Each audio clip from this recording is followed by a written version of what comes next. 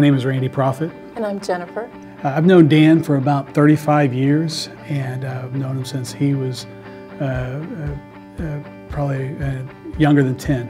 And known his family for quite a while, and been with him throughout his tenure in politics, and before that even in business. I've known Dan and Laura and their family since I married Randy and got to know him because he was a good friend with Randy. And his wife Laura has taught my daughter horseback riding, and our kids have hung out together. And Laura's real involved with her kids in homeschooling, and we homeschool as well. So she's given me lots of good advice and what to do. And our kids have played together, and she's very good about bringing other women and with kids in, giving them encouragement, making them a part of their home. And their house is always open.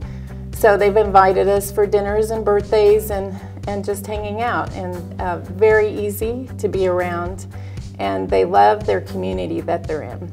They're just great to be with. We've enjoyed them. Dan believes in giving back to the community, and he was that way before politics, but he wanted, the reading program is one of the first things I think of that comes to mind, the Paul Revere reading program that he does for local schools.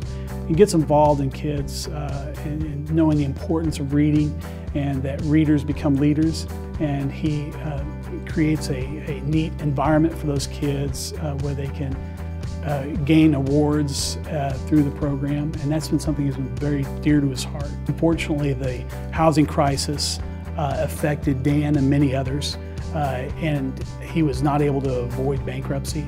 Despite not having a legal obligation to take care of me as a vendor, he felt like he had a moral obligation, and so he still came back and made it whole. At great pains to himself and to his family, he made it whole and took care of the obligation. And so I knew him when he was doing very well, and I knew when it went down.